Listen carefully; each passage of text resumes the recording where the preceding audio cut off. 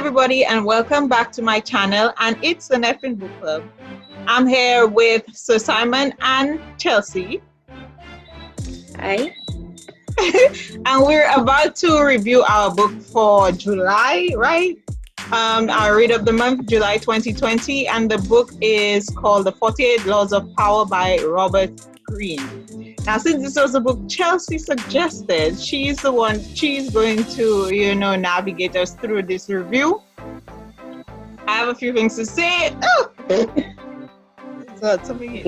Okay, so go ahead, Chelsea. Hi, everybody. What do I say? My name is Chelsea. But yeah, okay. A little bit about the author. His name is Robert Greene, and Robert Greene was born May 14th, 1959. He is an American author, best known. What happened? Are you with such information? All of my life story. Let's go. Not his life story, but I thought some stuff that he said was interesting. So listen. Because his book date was interesting, but okay. All right. Okay. Robert Greene is an American author best known for his books on strategy, power, and seduction. He has written 6 international bestsellers: The 48 Laws of Power, The Art of Seduction, The 33 Strategies of War, The 50th Law, and it has rapper 50 Cent, but that's a different story.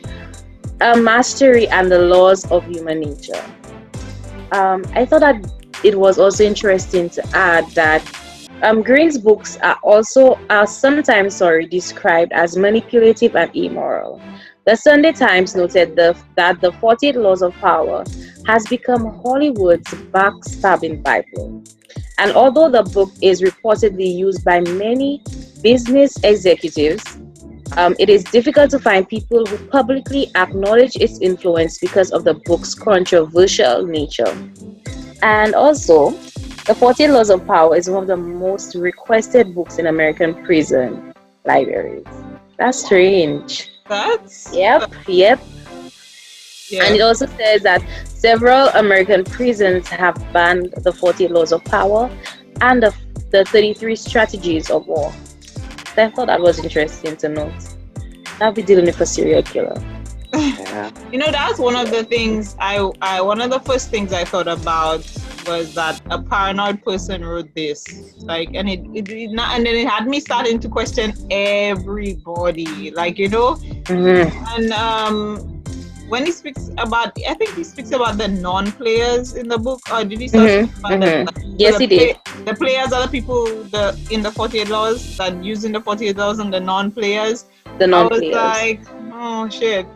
But I feel like it's, as you said, when he said immoral, whatever, I feel like these are very tactical laws. Yes. It has to do with some kind of tactic to get to some kind of goal, and I feel like it's temporary. It doesn't last forever, and because it's used for a lot of conning. Yeah, I agree. That's what I felt also when I started reading. I was like, well, what is this? Why are you just trying to trick people into getting things from them? That's why I felt like you're just trying to manipulate. And it was a sort of difficult read for me too, because some of them I was like, I don't like that. I don't like this. Because it just felt so wrong the way these things were done, right? And I think the way the book was written is very well. The way he laid out each chapter, like he said the law, he said he essentially gave what it means, and then he started off saying when people transgress the law, how you get it, and when people observe the law, how good things happen. And then in the end, he had like a reversal of the law, and I thought that was very nicely done. But I felt like that book was wrong. When you say reversal, you mean the very last one? Right, so there's a last part in each chapter that says reversal, and it's just basically the opposite of the law, like how this particular law wouldn't work in your favor. Yes. Okay, I thought you meant something else. But remember, he also said that rather than being a non-player, right, it's always wise to know, not saying that you would necessarily do it to somebody else, but it's always wise to know so that you could really pick up on when somebody's trying to manipulate you. And the reason why I actually love this book is because, and I sort of like grew fascinated with it, is because like I was manipulated in a lot of shit, like, and like it didn't strike me until like way after that I Yeah. was being manipulated, and like I was basically, I could give a little inside, well, I was basically used to make somebody else friend jealous with her boyfriend, while the girl on the other hand, she was friends with me and friends with the person and the boyfriend, but she was in between, like, and I had no idea that I was being manipulated until like months later, not months later but weeks later, to be exact. I didn't really realize what was happening. And so when he said a lot of the things in the book, it really, like, yes, that happened to me. And like I actually saw, as much as I felt like that the book was wrong in a way, like I felt it was really eye-opening most of all. Yeah. Yeah. I wouldn't use that on people I love. And when I thought of the love part, he also said that the emotion love was a dangerous trap, because people play on that emotion as well to manipulate you. But I wouldn't do that to anybody I love. I wouldn't do that to anybody in general, but it did make me more conscious to Yeah. my surroundings and the people I work with, I am around on a daily basis, because not everyone, again, is like me, or anyone is like you, where you have a person and you wouldn't feel a need to be dishonest or disloyal to anybody, you understand? But you have to understand not everybody is like you or has the same quote unquote light. Everything that you just said, I agree. Like it's not just about you going to do it to somebody. Is for you to be aware of the potential things that could happen also, and the potential things that people could do to you. While I was reading, one thing that keep going through my mind, apart from it being amoral, is like, when somebody gets conned, or when you encounter a con man, even if you are not even if you weren't outsmarted, you always think and be like, but that person real smart. Like, Mhm. how you think about that? But all these things that he said inside here is just the same thing these people just be doing. The Yeah. Mm-hmm. same thing these people just be doing. It made me think about I was thinking too that I don't think everybody is aware of these things. So No. it's really a book of observations more than it is like, like actual laws that or Right. things that people made up or whatever. Because Right. I I don't know. I just say like not everybody would have read this book or But memorized everything. But some of these things I already knew also too. Like not hearing it from anybody. Some of these things I heard from people, but then some of it I just knew within myself. Like Yeah. don't do that. Not to do Yeah. to people, but don't do that to get this Right. result. but he also said that it's highly used in around executives, like business people and people of high stature. So Yeah. if you were to become a business person, you would have to know some of these things, It's because true. people play a lot on this shit. Like people, if I mean, nobody wants to be robbed, and everybody wants everything to go in their favor all the Mhm. time. And then another thing, coming to what you said to Simon, he said in the book something about the Courtier. He said Yeah. he referred to the times back then and the times now, and he said that back in the days where there was a court, you understand, there is a king and there were the persons around the king, the advisors to the king, and people always wanted to gain favor from the king, but not being noticed about it, and so they had to be subtle. And basically, he said stabbing in the back with a white glove. He made some sort of reference, I guess. When he said the Courtier thing, the first thing I thought about was Game of Thrones. I was like, makes sense. And I wouldn't be I didn't surprised. think about that. I I wouldn't be never watched Game surprised. of Thrones, I don't know. Oh, you never watch it? Yeah, I finally What? went on the bandwagon like last year, I think, and I binge all of it. So whatever, That's it a was bad good. bargain. So Simon, you're missing out. You Yeah, haven't seen the. that would have been good during quarantine for true.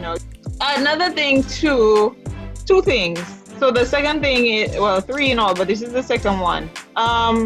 When you said the thing about it plays out in all different relationships, I feel like in the circles of power, there is a reality not everybody is privy to. And I mean, you see that all the time. Like everybody knows something going on in the government that the government not telling us. You understand? Like, Right. we see that. But you know what I was thinking of? What it made me think about was like the relationships between men and women, and how some men's interaction with women may seem like her reality, like baby, I love you, and da da da da da. But in the true reality, where he being honest with himself, like let's say he with his voice is like that's just a hoe, you know what I mean? And you don't even know these things being said about you. That's why it's so surprising when people find out things and be like, oh my god, I never knew that was going on, because reality could be so it's tricky. Different. Yeah. The Art of Seduction explains that beautifully. I mean, Oh, you read that that? book, you should maybe, I'm reading it now. You should actually listen to it. Do you know what it really did? This book overall for me, I don't know if I should leave that as a last note, but one of the things the book did for me, it really changed my definition of what power means. Because I used to associate it with more with good, even though I know there are people that use power for bad, but then really it doesn't have no good or bad attached to it. No. And it's temporary. I used to believe it in being more permanent, but after reading this book, I just realized like power is very temporary. It's not anything, Right. and you could do a whole bunch of stuff to try and hold on to it. It will leave. That's just the law of it. Or every day you're gonna have to do something different in order to keep it. Keep it. Yeah. You know, it's something to be Yeah, you changing have to. yourself. Yeah. Okay, so we had to choose our top 5. But again, Veronique I'm the only and person. so Simon did not do their homework. So we're going to go through the entire book. Right, the entire book. That sounds nice. Let's know. We could run for that. I'll just be like, X, some of these things I ever want to comment on, some of these things you'll probably hear me talk about a million times already. So Okay. Although the people haven't heard. My top 5 are law number 1, which is never outshine your master. Always say less than necessary. Use your absence to increase respect and honor. Master the art of timing and do not go past your mark. Okay, so law number 1 says never outshine the master. I read it. Honestly, when I first read it, I was like, this could be foolishness, right? I mean, it could be true. I didn't particularly agree with it 100%. I was like 50-50, because I know that there are lots of people that would want you to outshine them as a teacher. You know what I mean? And then there are people that would also not want you to. So you just have to go based on the person's personality and then, move accordingly. I got it in a teacher-student kind of way. That's why I understood it. And I feel like as a teacher, well, this is how I would be as a teacher. I would want my students to do better. Yeah.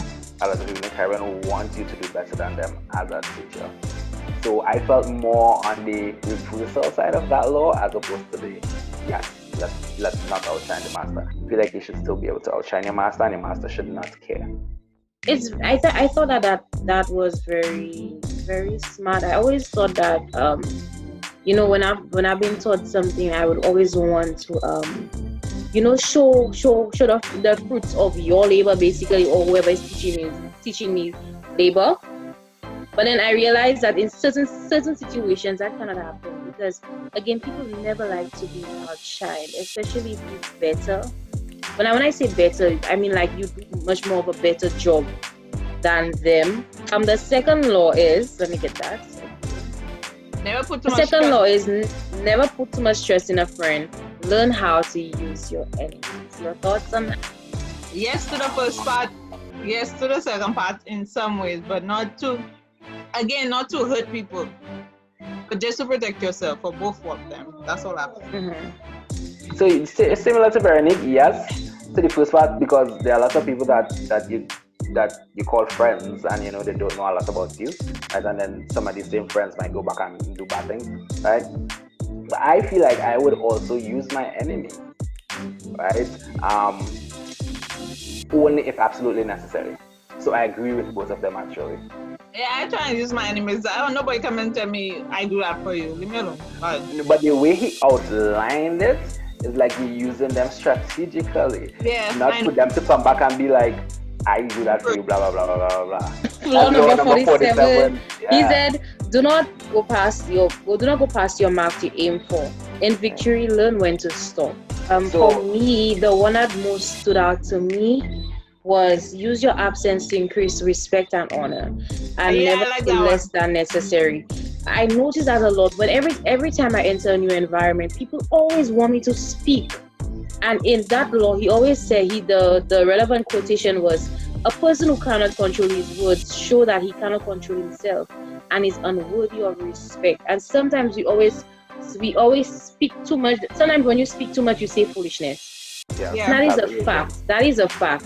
You do that around your friends, so far less in a You new know, but environment. You speak Understand? foolishness, and you apart from talking stupidness, you give out information about yourself that's probably unnecessary to give out, and that's Yep. what he was saying. But you said when you go to a new environment, people always want you to To speak. They in terms always, of yeah, they always want to know what's on your mind. You always see that, and that's something I've noticed a lot too. Quiet people are mysterious because people don't know what's on their yeah, mind. yes, Every yes, time I go into a new environment and I'm really quiet and I'm really reserved, I've noticed that people gravitate to me. They always want to know. They always want to know what's my preference. What do I like? And he I said that in that book. When he said that, he said that in a way where you could use that to your advantage, sort of, yep, yep, and to create more of an impact. yep. So that was Because my I agree with that, and I've had experiences with that. Because I'm usually very quiet.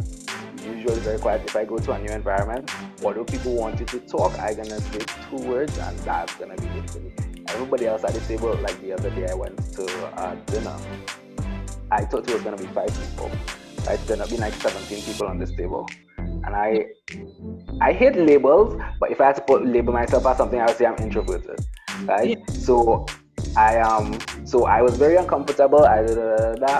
But every time I said something, everybody stopped and listened, and then it was like this quiet after. It's like everybody listening and thinking yeah. about They what I want to said, know what you're and thinking. then they just like after a few seconds, like things just continue, thing going away, and it's like, I mean, in that sense, like it wasn't powerful in terms of riches and wealth and fame, but I feel like I was the most interesting person at that table, and everybody wanted to know what I was saying. Everybody listened to what I was saying, even if it was foolishness, because I wasn't saying any, because it wasn't anything, the conversation at the table wasn't like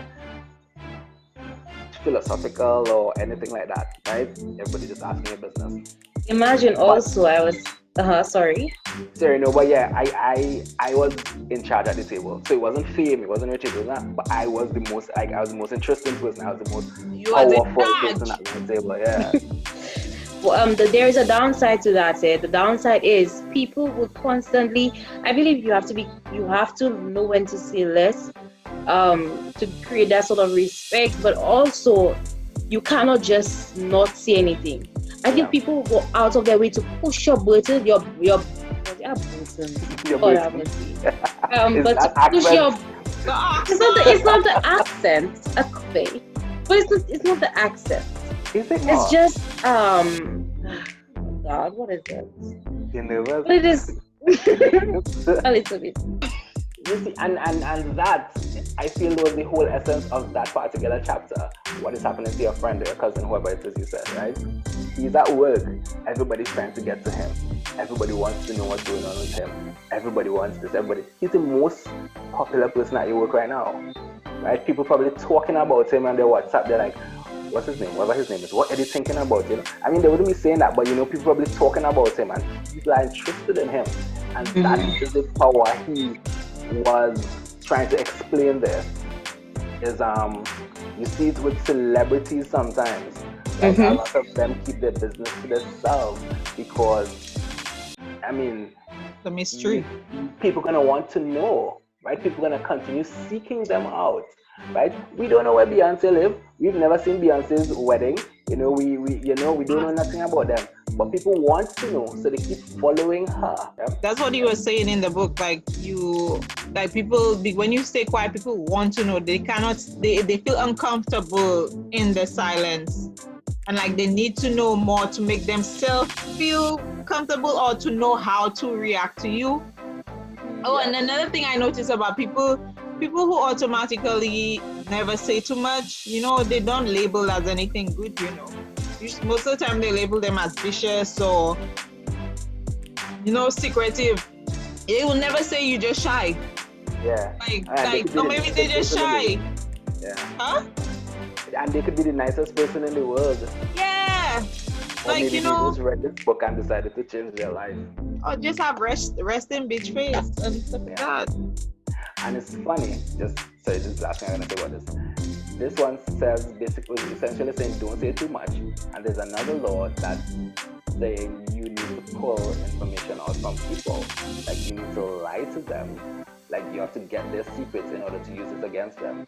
Right? You could reveal a very small secret about yourself. It could be lie, it could be truth, but there's something very minor. Yeah, right? That seemed like personal. Right, so that they could become very comfortable with you and they could start revealing their secrets to you. Right? So there's one law that says you don't talk too much, but a next one that says, I remember the name of it, you try and get people to talk so they can use some of them were seeming contradictory to me, but then when he explained it, it made sense. Yeah. But I just scrolling through these quickly and I see one or two. Like what made me laugh, I remember laughing at infection, avoid all unhappy and unlucky people who are unlucky and unhappy. That shit made me laugh so much because I knew what he was about to say because I've heard that already. Yeah. I think one of those that I really would not use but take away, obviously we already agreed that we're not using this in people. So one of those when he said, when asking for help, appeal to people's self-interest, never to their mercy or gratitude. Yes. And I was like, yeah, because that's a reverse of what I was saying a while ago too. And I was thinking it's actually a fair trade too.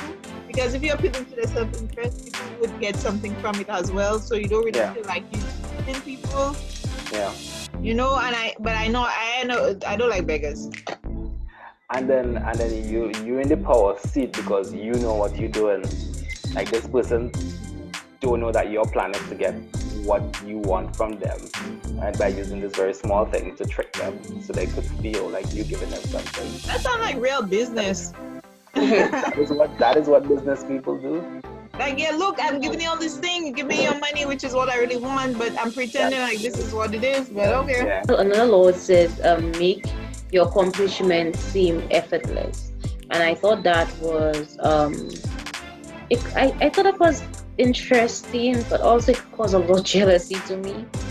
Yeah, like just put a target on your back, and again falling into the book of seduction when that sort of creates makes people idolize you.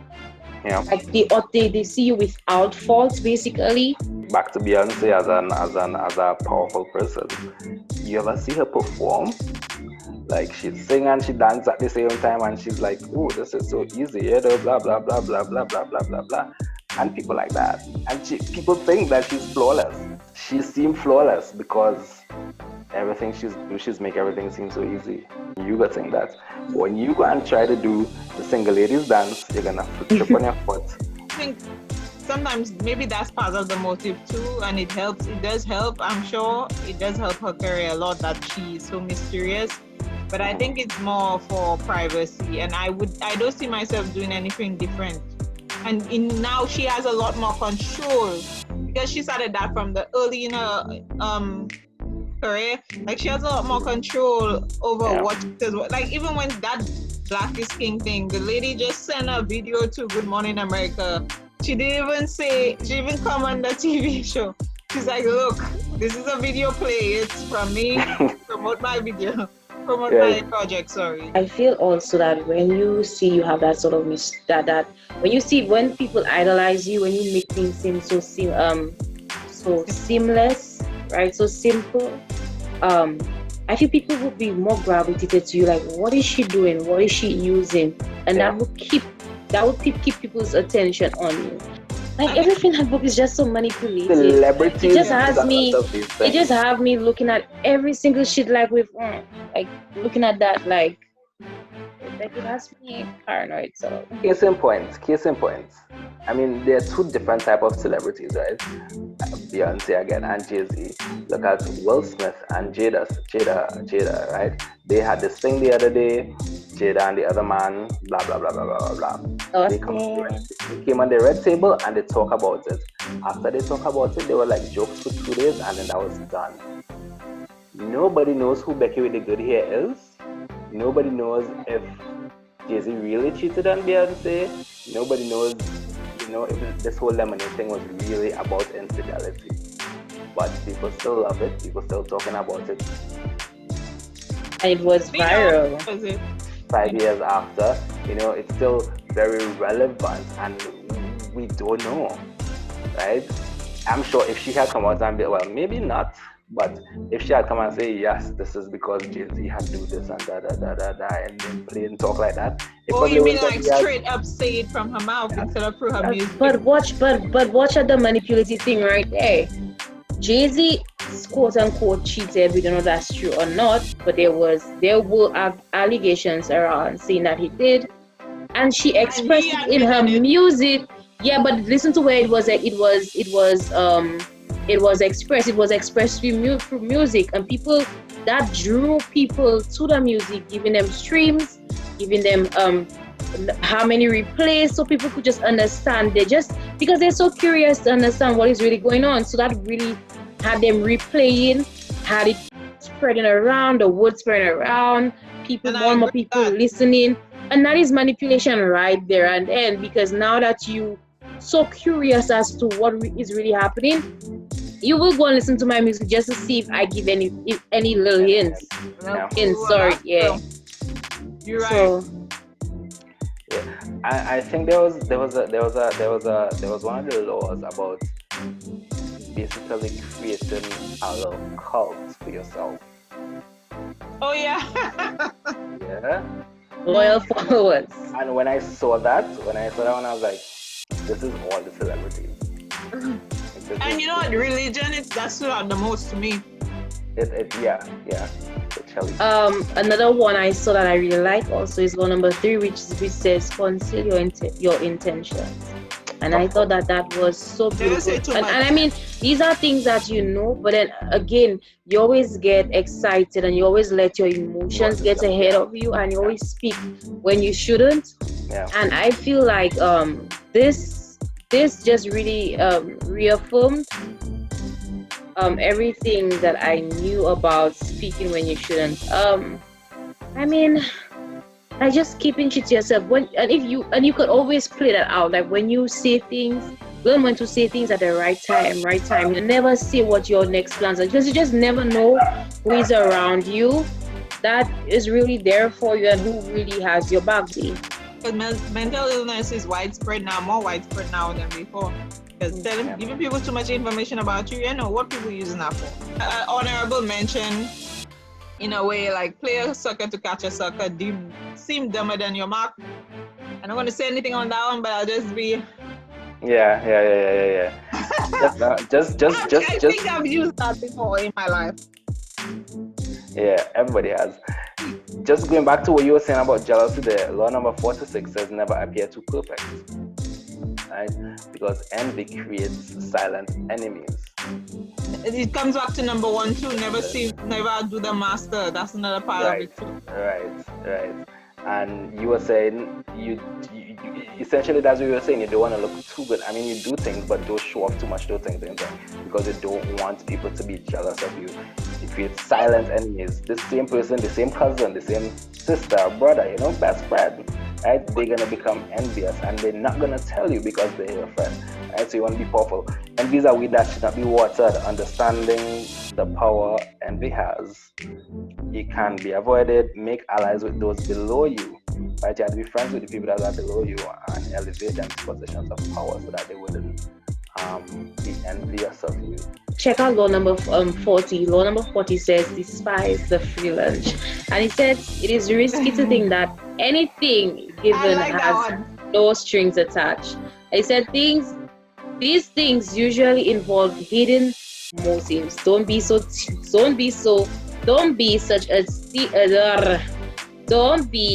such a cheapskate and keep your money moving. So do shit, like just don't be cheap. Like pay for never things, buy expect things. things, everything to be for free. And I had to learn that the hard way actually. I thought people were growing up, I thought that some people were genuinely caring, and it wasn't the case. Like I had to learn the hard way, especially from males. And I will leave it right there. You look at me. I'm Oh, I know what I'm looking. I'm very sorry you've had terrible people in your life, but when he said never take the free food, I was like, no, sir, I want the free food. I read that one and I was like, cool, like I get what you're saying, but in context. You know what I mean? Just like unless it's literally, I will not be doing it. Not if somebody can bring a plate of food for me every day for free, I don't want it tomorrow. I want The it. first I'm like, okay, thank you. I might go and put some holy water on that shit. Okay, thank you. I'm gonna eat it. Right. So like I said, in context, depends on who it is. Yeah. Right? If it's my neighbor from down the road, they know I don't want it. My landlord gives me food, I'm taking it every day. Use selective honesty and generosity to disarm your victim. And I thought of that when I think I was watching a YouTube video, and it has something about human nature and our psychology, like how we think and stuff like that. And he said that every time when somebody lies, the way I think he was watching How to Catch a Lie or some shit like that, and he says they always give like an embarrassing something embarrassing about themselves, and they cover it right up with a lie. You know, like if I say like, you know, I wouldn't take your chocolate. Chocolate, the last time I had a chocolate, it made me like, you know, you give like some shit. I don't know, I can't put somewhere. But yeah. So like you cover it with some truth, but not entirely. Just something that the person could feel like you letting down your guard a little bit. Like, you know, you're making them peek into something embarrassing about you. Yeah. Just so that you could get more information. Like you just like disarm them basically. Like yeah, you just slide the truth in. Like the best way to tell a lie is put a little bit of truth in there. Yeah. Sometimes when I would be making up a lie and on the spot I'm like, damn, that's all like the truth. So I give that book 10 out of 10. That's what I read that book as. I mean, like, I would say 10 out of 10 for what it was. I mean, it didn't move me. I was just looking for information. It was there like a textbook to me. Yeah, I wouldn't give it 10. I would give it maybe 7. I felt like the laws were good. Like it was things that I already know, things that I probably experienced, things that I've already done. And I feel like it was although the way it was done, it was good. It was also very lazy. I find like you use up a lot of these stories to bring to this little small paragraph at the end. Like you could have just skip out the stories and just tell us the paragraph at the end and just all of this. But to make up numbers, you use all these stories. I think people are going to read this and think they're uncovering some type of secret, and they might get coffee while practicing it. But I mean, it's whatever. I love the stories, and I thought that the stories were very. It really showed you back. It had a lot of historical facts. It was a good concept to put that together because he could have just made up a story to show how it could have been used. But the fact that these were actual things that happened. But then again, a lot of these stories, one thing could have changed and everything could have gone differently for the person, you know? So it doesn't, the laws are not concrete to me. So that was my thing. Oh God, sorry. I don't understand what you mean. Go ahead. I was just saying, I get what you were saying, Veronique. Like it could have gone, like all these stories, things could have gone the other way. So you might have been able to use this. There was one part of the book, I can't remember exactly what it was. It was like later on in the back. Oh, I never said my about the different personalities of people. He named about 5 of them, and you have to know how to deal with them. And it's the one that you could trust, one that doesn't forget, And the last person was the 5th person was somebody that essentially kind of stupid now. Like you will think that this person is a simpleton, but he was saying that they are the hardest to manipulate because they just say no for everything, right? And you have to come and try to be smart with them in their simplicity in order to manipulate them. The rest of people, they're easy to manipulate because they start thinking too much, and then you could easily get over that. But a silly person, they don't think enough, and they just be like, no, I don't want it, and they go about their business. Oh wait, what about those? To me, he made mention of these people. Like, if you come across whichever, I think if you come across, I think someone who's aware of those tricks or whatever, you have to run. Like, he gave like 3 persons that you should never try to trick or to manipulate, because if you do, you have to run for the rest of your life. Yeah. And I guess I'm one of those persons, like, don't try to do me that shit. Like, I would never forget you. Right. It's true. I don't know. The last one, number 48, assume formlessness. I think it tied to, I was already getting to that, and when he said that, I was like, okay, yeah, like basically like all the other laws, you kind of have to be flexible with it. Like, you cannot be one way, you cannot just use one. From what I interpret, you cannot really just use one all the time too. You even have to be flexible with the one that you're using. And I'm sure that there are other quote unquote laws of power. So you have to be open to that. Like, I feel like that one kind of just pull everything together for me, because it's like all of them in one. The last one. Yeah. And that's how we started. We were like, yes, sometimes you have to outshine your master, sometimes you don't have to outshine your master. You just need to be in that kind of fluid space where you could adapt. So if it's somebody that you could outshine, I'll be fine with it. And if it's somebody that you can't outshine, or if you outshine, they would be upset with it. You just need to be formless. And sometimes like a dog needs to show its owner, like I could fucking kill you. Yeah. Like, need to calm down. Yeah. I'm playing like that. Okay, guys, so this brings us to the end of today's review. Sorry.